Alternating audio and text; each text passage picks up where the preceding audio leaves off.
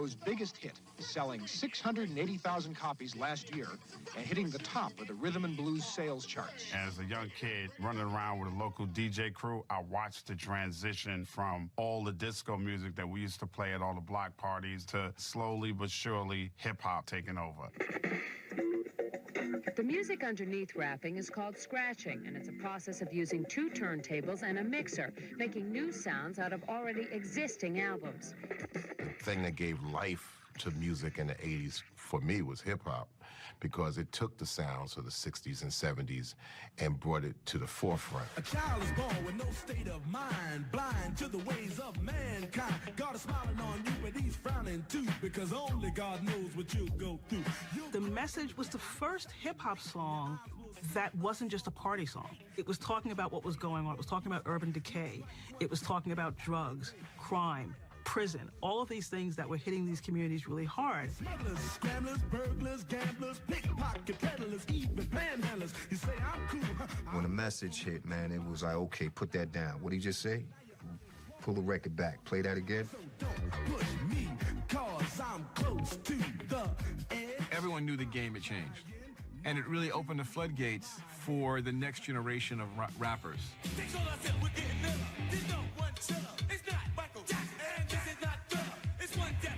When Run DMC came out, they were taking rock and roll music and they're putting it together with hip hop and making something brand new out of it.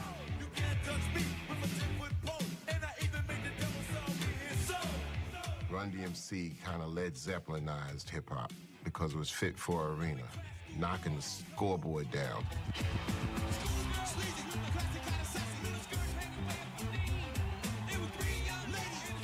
Aerosmith had sort of fallen off the map at that point, and it sort of brings them back into the fore, and it also breaks Run DMC in a much bigger way, because then you start to get more white kids listening to hip-hop. Run DMC's latest album, entitled Raising Hell, has sold more than 1 million copies in just 13 weeks, a first for a rap record. That album is called License to Ill. That's a stupid name for an album.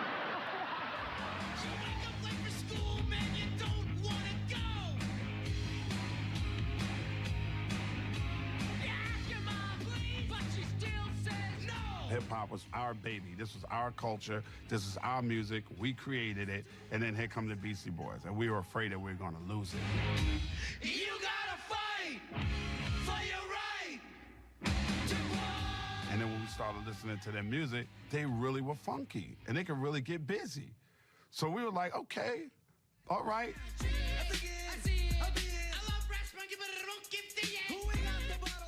Beastie Boys come out, what people thought would be a pop hip-hop group. Nah, they was straight hip-hop. Beastie Boys was dope. You know what I mean?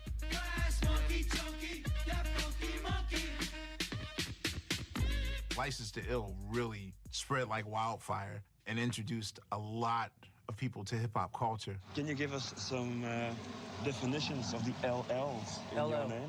LL stands for Ladies Love Legend, and leather long and lean, love of ladies. Last of the red hot lovers, looking for a little, looking, learning, the one you're liking. Just a lot of L's. The guys only be talking about themselves. How much of a lover, how the women love them to death. You know what I mean? How they can throw down, how good they can dance, how bad they are. Nobody better not mess with me, and all of that kind of foolishness. If they would address the issues being poverty, the issues being not having political power. You see what I'm saying? All of these issues, they should be addressing this with their energy. Planet Earth, it was my place of birth, born to be the sole controller of the universe. Rakim is the God MC.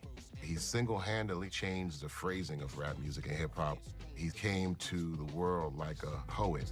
It's hard on the boulevard, so I guard and never get scarred. I learned different rhythms listening to jazz. I learned different rhythms, so I kind of incorporated that with my rhyme style, you know, not just the regular doom, doom, doom. I was in between do-do, do-do, do-do. To be all I can be and more, and see all there is to see before. You know, what I'm trying to do, I'm trying to set an example for the little kids, you know what I'm saying? Got to teach the babies, you know what I'm saying? Try to lead them in the right path.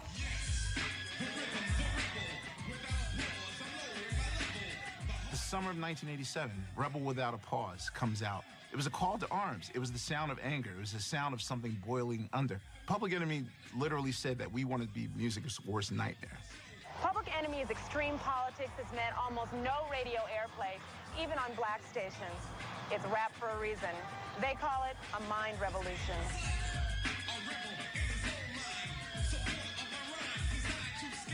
Rebel Without a Pause was heavily influenced by Rakim and heavily influenced by what was just going on. It was really a desperate call to have us being heard. You talk about black all the time to a multiracial audience. Shouldn't you maybe be thinking about who are the people I've got out here? Haven't you got a responsibility to them rather than what you personally want to... I have a responsibility to my people and my culture, because my people and my culture have been brutalized and ignored for years. Yeah, mother standing in the welfare line. The way that you survive is crime. My life is over, so I might as well speak my mind. Ice-T is the first West Coast gangster rap. Reality rap, dude. 6 in the morning, police at my door. Ice-T did it way before NWA did it. Straight out of Compton, crazy named Ice Cube. From the gang called niggas with attitudes. When I'm called off, I got a sawed off. Squeeze the trigger and bodies are hauled off. You true boy if you... The Los Angeles rap group NWA drew fire from police because its album Straight Outta Compton talked in brutal and vulgar language about retaliating against cops for their anti-gang sweeps in the LA area. NWA gave us the gritty, grimy, gang-banging streets of Compton. This is what's going on with us. As I leave, believe I'm starving.